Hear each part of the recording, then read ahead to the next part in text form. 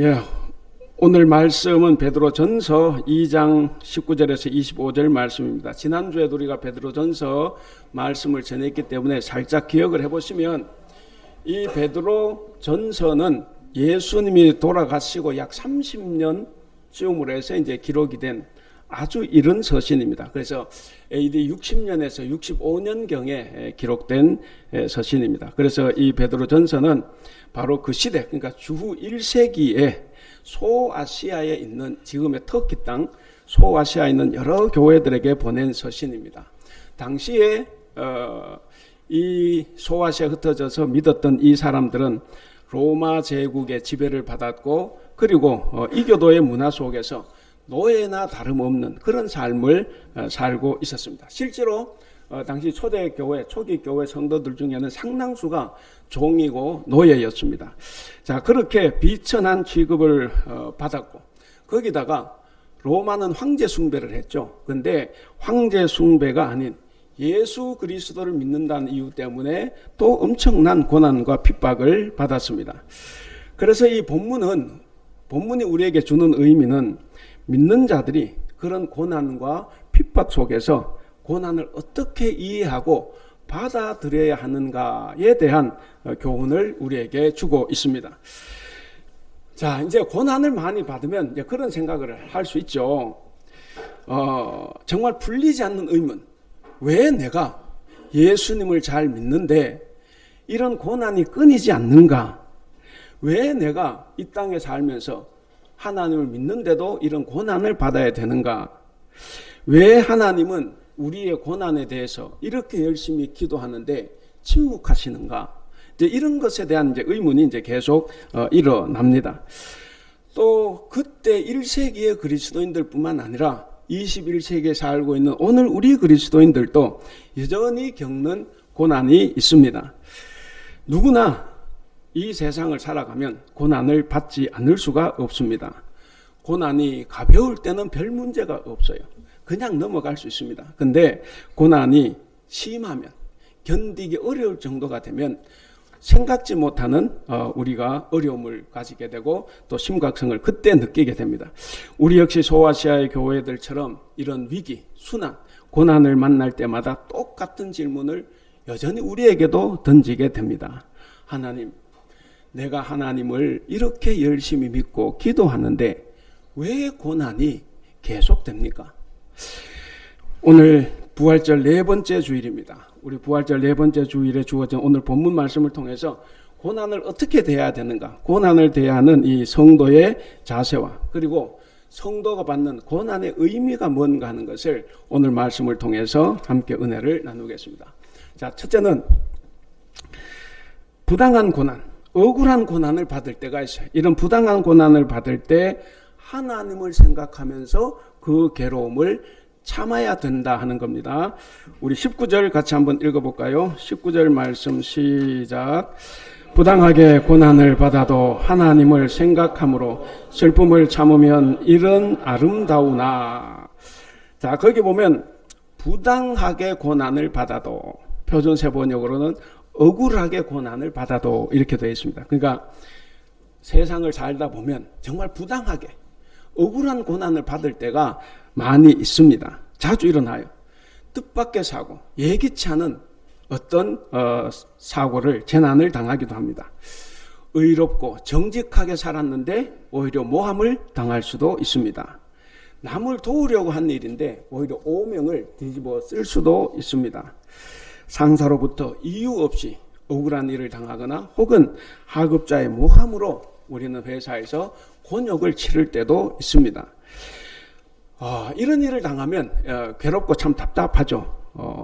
그만큼 괴롭고 답답한 일이 없을 것 같습니다. 누구나 이런 정체불명의 이유 없이 당하는, 억울하게 당하는 이런 고난들로 인해서 시리에 빠지거나 좌절을 경험하기도 합니다. 그래도 우리 사랑하는 성도 여러분, 성도는 부당하게 당하는 고난 앞에서 꼭 하나님을 생각하시기 바랍니다. 나의 억울함을 하나님께서는 다 아신다. 사람들은 몰라도 하나님은 내 마음을 아신다. 라는 이 믿음을 가져야 합니다. 이 믿음 속에서 사람들은 날 몰라줘도 정말 하나님은 나를 아신다. 하나님만 알면 내 이 고난을 견딜 수 있다라고 하는 이 고백을 우리는 가져야 합니다.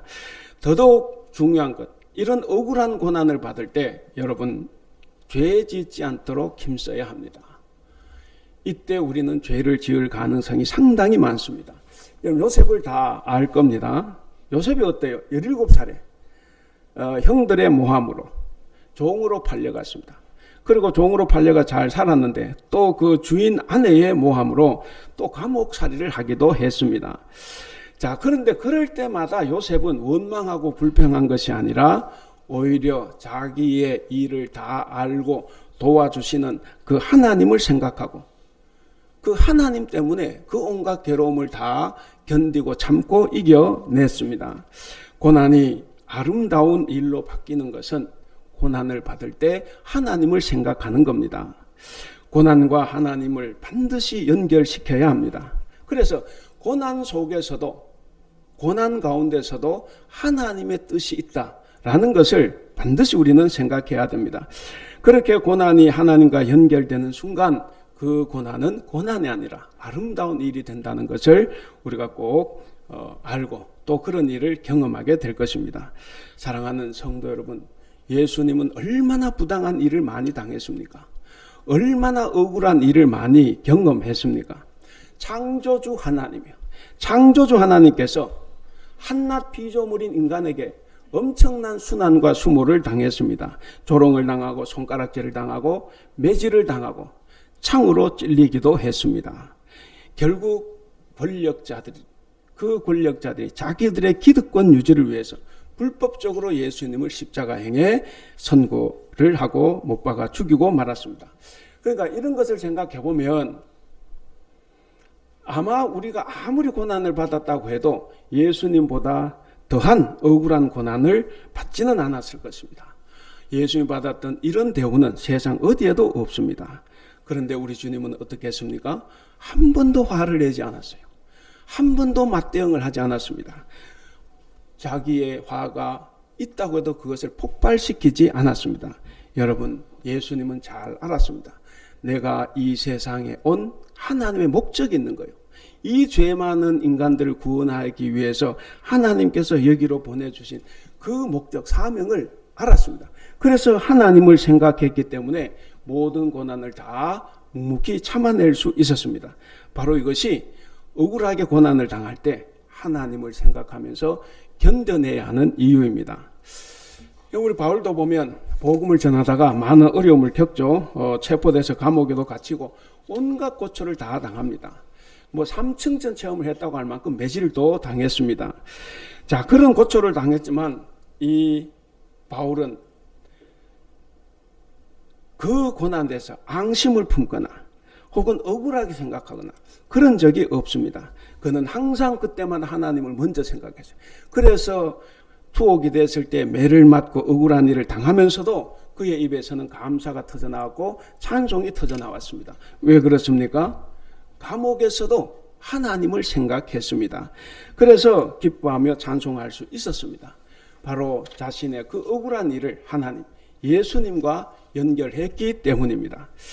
자, 지금 당하고 있는 고난이 우리가 당하고 있는 고난도 마찬가지 주님의 뜻 안에서 당하는 고난이다. 내가 잘못해서 당하는 고난이 아니라고 하면 분명히 주님의 뜻이 있다는 거죠.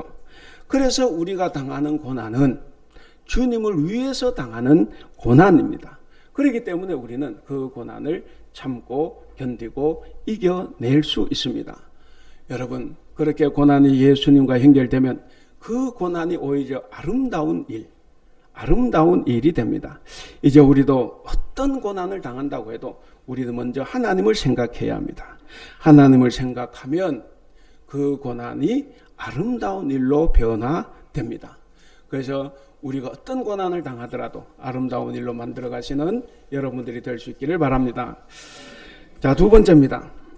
선을 행하다가 고난을 받을 때 참으면 하나님께 아름다운 일이 됩니다. 우리 20절 같이 읽겠습니다. 20절 시작. 죄가 해서 매를 맞고 참으면 무슨 칭찬이 있으리요? 그러나 선을 행함으로 고난을 받고 참으면 이는 하나님 앞에 아름다우니라. 자, 본문엔 두 가지 종류의 고난을 이야기를 하고 있잖아요. 하나는 죄에 대한 징벌로 받는 고난입니다. 이 고난은 하나님 칭찬이 없어요. 다른 하나는 세상에서 선을 행하다가 받는 고난입니다. 그 고난은 하나님이 칭찬해 주시는 아름다운 일이 됩니다. 자, 그렇다고 하면 하나님께서 우리에게 원하시는 신앙의 수준이 있다는 거죠. 하나님이 원하시는 신앙의 수준은 어느 정도까지이겠습니까? 오늘 말씀을 보면 선을 행함으로써 고난받는 수준까지 올라가야 된다는 거예요. 그래서 고난은 복입니다. 자, 우리 삶 속에서 고난을 계속 받는다고 해도 선을 행하는 것을 멈추면 안 됩니다. 고난을 계속 받고 모함을 계속 받아도 선 행하기를 멈추지 않는 것, 이것이 바로 하나님께서 우리에게 원하시는 신앙의 수준입니다. 그러므로 우리는 죄로 인한 징계가 아니라 하나님의 뜻, 그 선을 행함으로써 고난받는 그 수준의 성숙한 신앙인으로 우리는 자라가야 합니다. 자, 우리는 선을 행하다가 고난을 받을 수 있어요. 잘난 척 한다고도 누가 나를 모함할 수 있어요. 앞에서는 좋다고 칭찬해 주지만 뒤에서는 소위 말 뒷담화를 깔 수도 있어요. 자, 이렇게 우리가 선한 일을 한다고 해서 다 칭찬을 받는 것은 아닙니다. 그리스도인의 본분을 다하고 이웃을 위해서 적극적으로 착한 일, 좋은 일, 선한 일을 해도 고난을 받을 수 있습니다.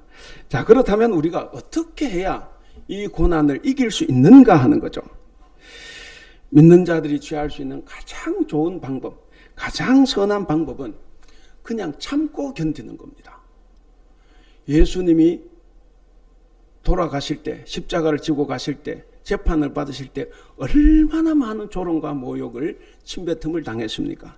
그저 침묵했습니다. 한마디도 말씀하지 않았어요. 침묵을 하셨다. 그 우리도 마찬가지입니다. 우리도 가장 좋은 방법이 뭐냐면 그저 참고 견디는 겁니다.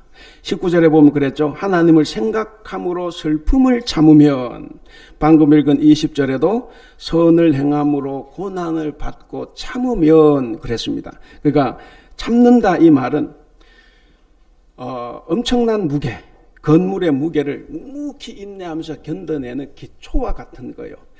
그 기초처럼 고난이 우리를 아무리 무겁게 내리누르더라도 끝까지 견뎌내라는 뜻입니다. 견뎌내면 이기는 겁니다. 왜 그리스도인은 이 고난을 끝까지 참아내야 합니까? 왜 견뎌야 합니까? 제가 인도네시아 실 때 어느 한인교회 갔는데 어느 교사가 학생들한테 중고등교를 꼭 그렇게 이야기한대요. 이분은 주일 오후에 이제 축구를 하는데 그 다른 팀하고 하여간에 굉장히 싸워요. 조금만 밝으면 가서 막 싸우고 저 왜 저러나 아무리 하기도 안 돼요. 그래서 같이 축구하는 사람이 부끄러워요. 너무 교회 다니는 사람이 저렇게 심하게 하니까. 근데 그분이 교회에서도 중고등부 애들한테 그렇게 가르치더라고. 교회 다닌다고 치지 마라. 사람들이 우습게 본다. 교회 다니면 오히려 싸워서 이겨라. 그래서 하나님이 위대하다는 걸 보여주라는 거죠. 그렇게 생각하십니까? 아마 웃는 모습을 보니까 그렇게 생각하지 않는 것 같아요. 그렇게 하면 안 되죠. 말은 좋아요. 하나님 능력을 보여준다. 그런데 불행하게도 하나님 능력은 침묵하는 겁니다. 그냥 고스란히 다 받는 거예요. 그래서 우리는 그 힘든 고난 속에서도 인내해야 되는데 그 인내해야 되는 이유가 뭐겠습니까? 고난이 주는 유익이 상당히 크기 때문에 그렇습니다. 출산의 고통을 압니다. 산고를 알아요. 그런데 왜 아기를 임신하고 출산을 합니까? 그 고통보다는 출산의 기쁨이 더 크니까 그 유익이 더 큰 거예요. 그래서 아이를 낳는 겁니다. 주님을 섬기고 봉사하다가 보면 이런 일을 많이 당합니다. 그런데도 왜 봉사합니까? 그것이 주는 유익이 커요. 그렇기 때문에 힘들고 어렵고 모함을 당해도 봉사를 하는 겁니다. 그때 힘들다고 해서 기분 나쁘다 해서 봉사를 그치면 유익이 없는 거예요. 그러므로 여러분 고난이 계속되더라도 선행을 끊지 말기를 바랍니다. 끝까지 선행하시는 여러분들이 될 수 있기를 바랍니다. 자, 세 번째입니다.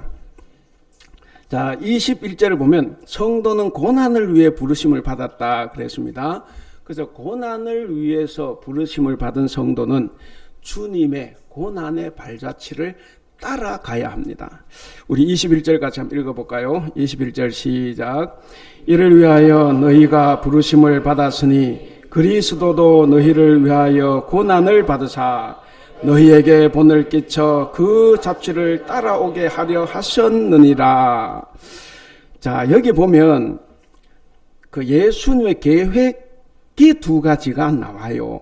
굳이 계획은 두 가지가 나오는데, 하나는 예수님이 우리를 위해 고난을 받으셨다 하는 것이고, 다음으로 하나는 그래서 우리는 예수님의 발자취를 따라가야 한다 하는 겁니다. 제가 간혹 말씀드린데 성경에는 직설법과 명령법이 동시에 존재한다 그랬죠. 직설법은 서술형으로 되어 있습니다. 그런데 명령법은 명령형으로 되어 있습니다. 그래서 우리가 서술로 된 문장이라고 해도 그 문장 안에서 반드시 명령형을 찾아낼 수 있어야 합니다. 예, 그 말을 다 기억하시리라 생각합니다. 예를 들면, 자, 하나님은 사랑이시다. 하나님은 우리를 사랑하신다. 이건 뭡니까? 이건 서술형이에요. 직설법입니다. 우리에게 주어진 선물이에요. 이 안에 명령이 뭐가 들어있습니까? 그래서 우리도 남을 사랑해야 한다 하는 거예요. 자, 예수님이 우리를 위해 죽으셨다. 이건 직설법입니다. 서술형이에요. 우리에게 선물입니다. 그런데 이 서술형 문장 속에 명령형이 어떤 게 들어있습니까? 어떤 게 들어있습니까? 그래서 우리도 형제를 위해서, 이웃을 위해서 목숨을 버려야 한다 하는 거예요. 그래서 예수님께서 내가 너희를 위해서 목숨을 버렸으니까 너희도 형제를 위해서 목숨을 버려라 라고 이야기하지 않습니까? 또 쉽게 하나님은 거룩하시다. 서술형 문장입니다. 여기서 명령은 뭡니까? 그래서 우리가 거룩하게 살아야 한다. 이제 이런 거죠. 자, 오늘 방금 읽은 21절이 직설법과 서술법을 잘 보여줍니다. 거기서 직설법은 뭡니까? 예수님이 우리를 위해 고난 받으셨다 하는 거예요. 여기에 대해서 명령형은 뭐가 나옵니까? 거기에 보니까 너희가 내 발자취를 따라와라 하는 거예요. 그러니까 우리도 억울한 고난을 받으라 하는 겁니다. 거기에 직설법과 명령법이 그대로 들어 있습니다. 그래서 우리도 예수님의 발자취를 따라서 고난을 받아야 합니다. 우리도 타인을 위해서 고난을 받아야만 합니다. 그래서 주님처럼 우리는 늘 고난을 받으며 사는 것, 이것이 하나님의 은혜입니다. 예수님은 이 놀라운 계획을 이루시기 위해서 그래서 우리를 부르셨습니다. 자, 말씀이 이름에도 불구하고 우리가 믿는다고 하면서도 예수님의 부활의 영광만 누리고 예수님의 십자가의 고난, 이 순환을 멀리 한다고 하면 이게 바른 신앙이 될 수 없을 겁니다. 주님께서 걸어가셨던 그 고난의 길에 동참하지 않고 거기서 도망을 간다고 하면 우리는 하나님을 믿지 않고 있다, 혹은 잘못 믿고 있다는 것을 증거하는 것일 뿐입니다. 자, 그러나 반대로 우리가 하나님을 전적으로 신뢰하고 전적으로 사랑한다고 하면 우리는 어떠한 고난도 두려워하지 않을 겁니다. 여러분, 우리가 누군가 사랑하는 사람을 위해서 내가 고난을 당한다고 하면 하나도 두렵지 않을 거예요. 두려워도 그 길을 갈 겁니다. 근데 내가 미운 사람을 위해서 뭘 하라고 하면 할 수가 없죠. 두렵고 싫으니까. 여러분, 돌에 맞으면서도 두려워하지 않고 오히려 주님께 자기를 핍박하는 사람들 용서해달라고 기도했던 스데반이 있습니다. 여러분, 그 스데반처럼 우리도 고난을 넉넉히 이길 수가 있습니다. 우리가 진정한 하나님의 자녀라고 하면 우리는 고난을 두려워하지 않습니다. 그러므로 사랑하는 우리 성도 여러분, 우린 다 고난을 피하고 싶어요. 우린 다 그 고난에 대해서 두려운 마음도 가지고 있습니다. 그런데 우리는 더 이상 그런 생각하지 마시고 주님께 더 가까이 가야 합니다. 주님의 도우심이 필요하다는 것을 그래서 우리는 늘 인정하고 살아가야 합니다.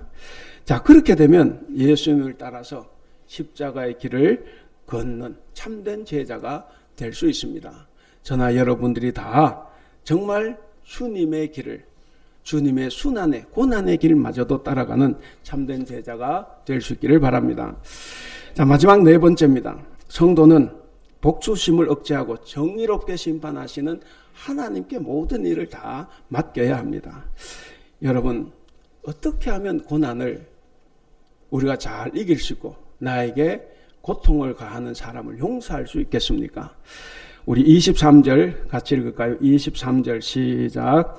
욕을 당하시되 맞대어 욕하지 아니하시고 고난을 당하시되 위협하지 아니하시고 오직 공의로 심판하시는 이에게 부탁하시며.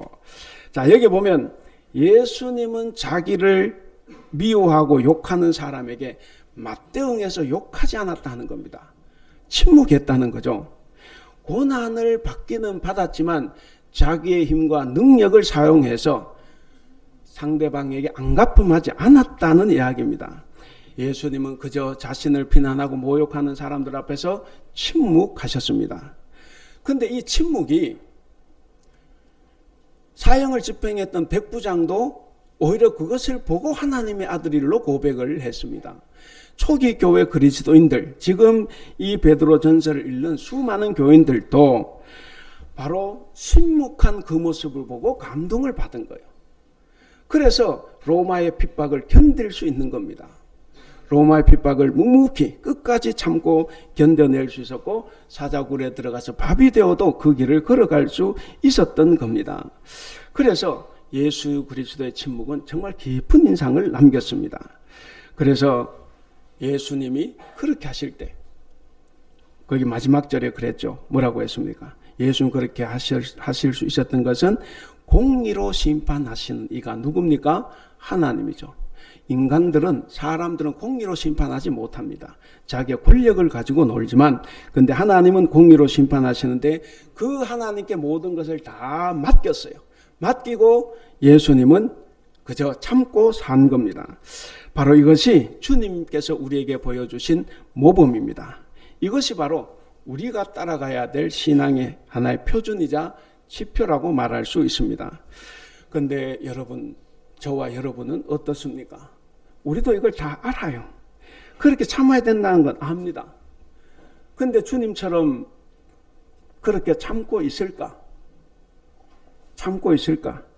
아까 어떤 사람처럼 왜 기독교인이 당해야만 하냐? 이렇게 오히려 대항하지는 않았을까?